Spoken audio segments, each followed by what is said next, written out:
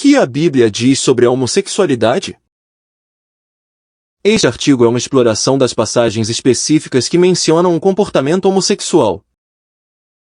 Mas é importante lembrar que o projeto de Deus para a sexualidade está entrelaçado em toda a Escritura, de Gênesis a Apocalipse. As passagens que vou citar precisam ser inseridas na estrutura bíblica mais ampla do ensino sobre sexo.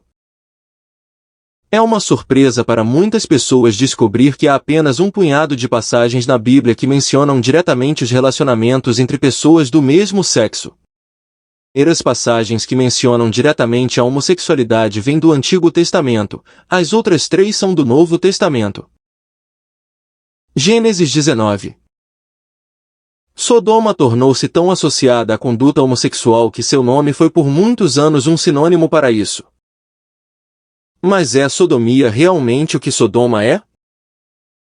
O relato descreve os homens da cidade tentando fazer sexo à força com 2 visitantes angelicais da cidade, que apareceram na forma de homens. Partes posteriores do Antigo Testamento acusam Sodoma de uma série de pecados: opressão, adultério, mentira, cumplicidade com criminosos, arrogância, complacência e indiferença para com os pobres. Nenhum deles sequer menciona a conduta homossexual. Isso levou algumas pessoas a se perguntarem se havíamos lido a homossexualidade na narrativa do Gênesis, quando na verdade a verdadeira questão era a opressão social e a injustiça. Mas um olhar mais atento ao texto deixa claro que a homossexualidade estava de fato envolvida. Embora a palavra hebraica para conhecer possa significar apenas conhecer alguém, fica claro pela agressão da multidão e pela terrível tentativa de Ló de oferecer-lhe suas filhas como uma alternativa, e que eles procuram muito mais do que o conhecimento social. Daí o que acontece a seguir: os anjos avisam a Ló que o julgamento é iminente. No Novo Testamento, Judas acrescenta um insight importante. Assim como Sodoma e Gomorra e as cidades vizinhas, que também se entregaram à imoralidade sexual e se entregaram à concupiscência, servem de exemplo ao sofrer uma punição de fogo eterno. Judas 7. O que aconteceu em Sodoma claramente pretende ser uma espécie de conto de advertência. Judas deixa claro que a impiedade deles envolvia imoralidade sexual. Eles foram punidos pelo pecado sexual junto com os outros pecados dos quais eram culpados. No entanto, a linguagem usada não é tão específica, refere-se em termos gerais a deitar com um homem como se fosse uma mulher. Além disso, os versículos ao redor descrevem outras formas de pecado sexual como incesto, adultério e bestialidade. Estes não têm nada a ver com templos pagãos ou idolatria, e os cristãos reconheceriam que ainda são proibidos hoje. É o comportamento moral, não apenas religioso pagão, que está em vista. Além disso, Levítico 20:13 destaca ambas as partes masculinas igualmente. Isso também sugere que a atividade homossexual consensual geral está em vista em oposição ao estupro ou a um relacionamento forçado. Romanos 1:18-32. Voltando ao Novo Testamento, Romanos 1 tem muito a dizer sobre a natureza e o caráter do comportamento homossexual. Em Romanos 1:18-3:20, Paulo mostra que o mundo inteiro é injusto aos olhos de Deus e, portanto, precisa de salvação. Romanos 1:18-32 se concentra no mundo gentio, descrevendo como ele se afastou de Deus e abraçou a idolatria. Os detalhes particulares na passagem podem indicar que Paulo está usando a cultura greco-romana que cerca seus leitores como um exemplo. Por esta razão, Deus os entregou a paixões desonrosas. Pois suas mulheres trocaram as relações naturais por aquelas que são contrárias à natureza. E os homens igualmente abandonaram as relações naturais com as mulheres e se consumiam em paixão uns pelos outros. Homens cometendo atos vergonhosos com homens e recebendo em si mesmos a devida punição por seus erros. Romanos 1:26-27. Duas verdades importantes e sérias são evidentes nesses versículos. O desejo homossexual não é o que Deus pretendia originalmente. Isso não significa que o desejo homossexual seja a única coisa que Deus originalmente não pretendia. Todos os nossos desejos foram distorcidos pelo pecado. Mas Paulo descreve tanto o comportamento homossexual lésbico quanto o masculino como antinatural. Alguns argumentaram que isso se refere ao que é natural para as próprias pessoas heterossexuais, engajadas em atividades homossexuais e, portanto, indo contra sua orientação natural. De acordo com essa visão, Paulo não está condenando todo o comportamento homossexual, mas apenas aquele que vai contra as próprias inclinações sexuais da pessoa. Mas essa visão não pode ser apoiada pela própria passagem. As palavras para natural e contra a natureza não se referem à nossa experiência subjetiva do que nos parece natural, mas ao modo fixo das coisas na criação. A natureza que Paulo diz que o comportamento homossexual contradiz é o propósito de Deus para nós, revelado na criação e reiterado por toda a Escritura.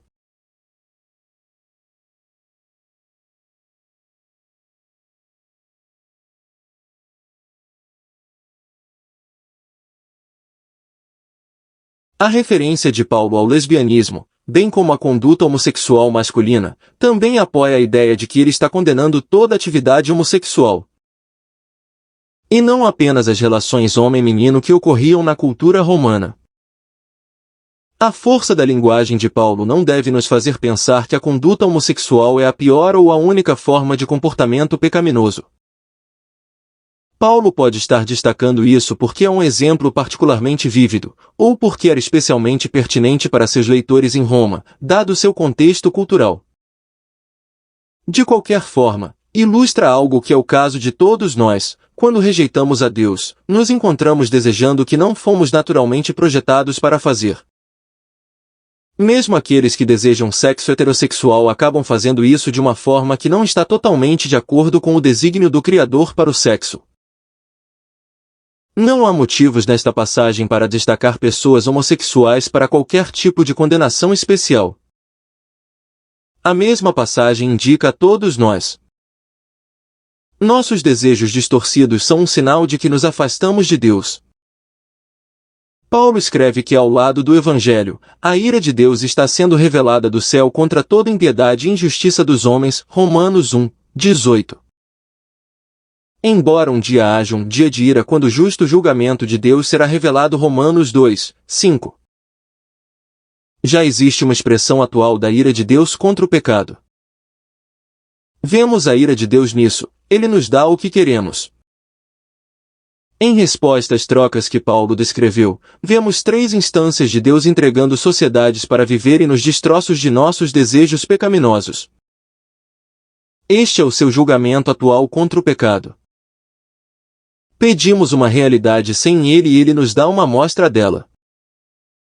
Em cada caso, a renúncia resulta em uma intensificação do pecado e no colapso adicional do comportamento humano. Deus entrega a humanidade a concupiscências impuras e conduta corporal desonrosa, versículo 24. E a paixões desonrosas, versículo 26. A troca de relações naturais por antinaturais leva a ser entregue a uma mente corrompida e ao florescimento de toda forma de injustiça, que Paulo descompacta em uma longa lista de comportamentos antissociais, versículo 28 a 31. O pecado leva ao julgamento, mas o julgamento também leva a mais pecados. A presença de todos esses atos pecaminosos é um lembrete de que vivemos em um mundo que deliberadamente se afastou de Deus de todas as maneiras e, portanto, está experimentando uma amostra da ira de Deus e cortejando seu derramamento final no dia do julgamento. É importante reconhecer que Paulo está falando aqui em termos sociais e não individuais. Ele está descrevendo o que acontece com a cultura como um todo, ao invés de indivíduos em particular. A presença do desejo pelo mesmo sexo em alguns de nós não é uma indicação de que nos afastamos de Deus mais do que outros. Mas é um sinal de que a humanidade como um todo fez. Não é o único signo, e em todos há sem dúvida mais de um ou outro signo. Mas é um sinal de que a natureza humana mudou do que Deus pretendia originalmente. Ou não sabeis que os injustos não herdarão o reino de Deus? Não vos enganeis, nem os imorais, nem os idólatras, nem os adúlteros, nem os homossexuais, nem os ladrões, nem os avarentos, nem os beberrões, nem os maldizentes, nem os vigaristas herdarão o reino de Deus. 1 Coríntios 6, 9 a 10. Nesses versículos, Paulo descreve diferentes tipos de pessoas que serão excluídas do reino de Deus. 4 tipos se relacionam com o pecado sexual e 2 deles especificamente com o comportamento homossexual. A ASV pega o último e os coloca juntos como homens que praticam a homossexualidade, enquanto a NIV os traduz como prostitutos e delinquentes homossexuais.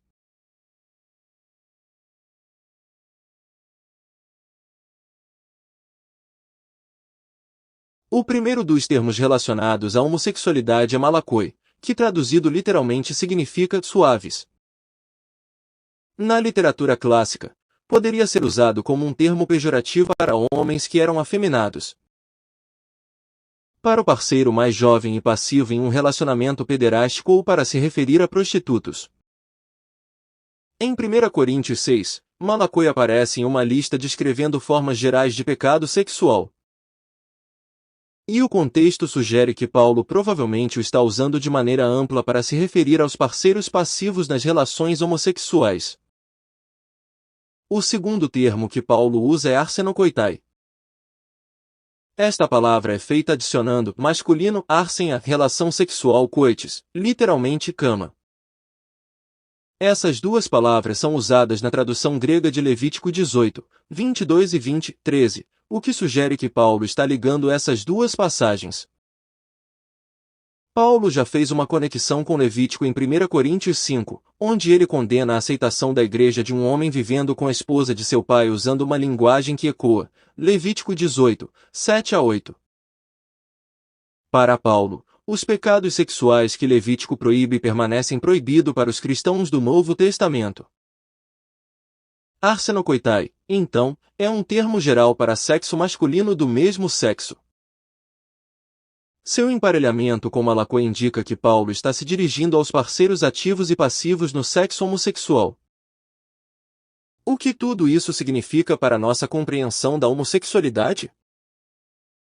O pecado homossexual é sério. Pecadores impenitentes ativos, incluindo aqueles envolvidos ativamente em relacionamentos do mesmo sexo, não entrarão no reino de Deus. Paulo nos exorta a não sermos enganados neste ponto.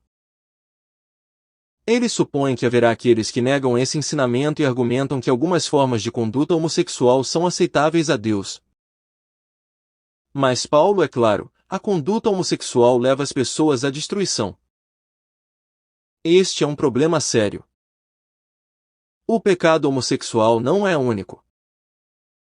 A lista de Paulo inclui outras formas de pecado sexual, imoralidade sexual e adultério, e inclui formas não sexuais de pecado como embriaguez e roubo, por exemplo de. O pecado homossexual é incrivelmente sério, mas a ganância também. Não devemos insinuar que o sexo homossexual é o pecado de nossa época. Se quisermos ser fiéis às Escrituras, devemos pregar contra o roubo, a ganância, a embriaguez, a injúria e a defraudação dos outros. Muitos dos quais também são banalizados em nossa sociedade e todos os quais também caracterizam os injustos. O pecado homossexual não é inevitável. Paulo continua no versículo 11, e tais fostes alguns de vós. Mas fostes lavados, fostes santificados, fostes justificados em nome do Senhor Jesus Cristo e no Espírito de Deus. 1 Coríntios 6, 11. Essas formas de comportamento não são apropriadas para a Igreja de Jesus Cristo, justamente porque não é mais quem somos.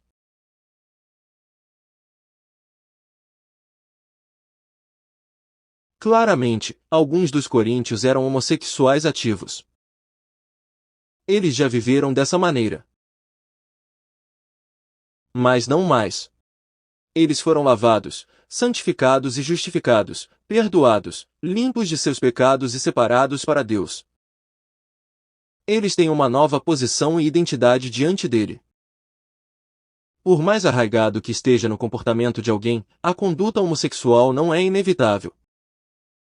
É possível que alguém que vive um estilo de vida gay praticante seja renovado por Deus.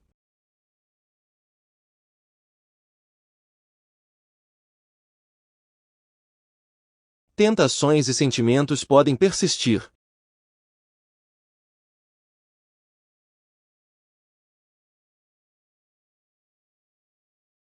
O fato de Paulo estar alertando seus leitores para não voltarem ao modo de vida anterior sugere que ainda há algum desejo de fazê-lo. Mas em Cristo não somos mais quem éramos.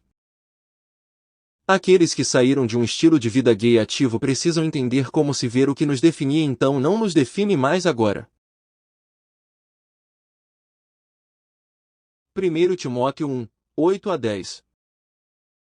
Aqui Paulo escreve: a lei não é feita para os justos, mas para os transgressores e desobedientes, para os ímpios e pecadores, para os ímpios e profanos, para os que batem em seus pais e mães, para os homicidas, para os imorais, para os homossexuais, escravizadores, mentirosos, perjuros e tudo que for contrário à sã doutrina. 1 Timóteo 1, 9 a 10.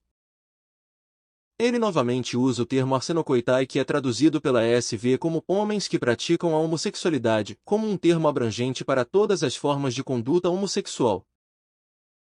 Também em comum com 1 Coríntios, o sexo entre pessoas do mesmo sexo é mencionado entre outros pecados de amplo alcance, tanto não sexuais quanto sexuais. Essas formas de comportamento caracterizam aqueles que não são justos e para quem a lei foi dada, a fim de trazer a convicção do pecado e a necessidade de misericórdia. Todas essas práticas contradizem a sã doutrina e o Evangelho. Eles não se conformam com a vida que os cristãos devem levar agora. Eles vão contra a natureza da nova identidade que temos em Cristo. Conclusão. Tentativas de ler esses textos como algo diferente de proibições de comportamento homossexual não funcionam. A leitura simples de cada passagem é a correta. É a prática homossexual em geral, e não apenas certas expressões dela, que são proibidas nas Escrituras. Tentar demonstrar o contrário é violar as próprias passagens. No entanto, esses mesmos textos listam a homossexualidade ao lado de muitas outras formas de comportamento que também são contra a vontade de Deus. As próprias passagens que nos mostram que a atividade homossexual é um pecado deixam bem claro que não é um pecado único. É um exemplo do que há de errado com todos nós. As passagens acima devem ser lidas no contexto do ensino mais amplo sobre sexualidade na Bíblia. Só podemos entender completamente a bondade do ensino bíblico sobre a homossexualidade quando apreciamos o desígnio de Deus para o sexo dentro do casamento, o desígnio para a comunidade, a provisão de intimidade não sexual e a última esperança da nova criação para todos nós. Se gostou, curte para mais vídeos, compartilhe pelo WhatsApp para a pessoa que você acha que está com dúvidas sobre homossexualidade ser pecado ou não. Comente se você conseguiu entender sobre a homossexual na Bíblia.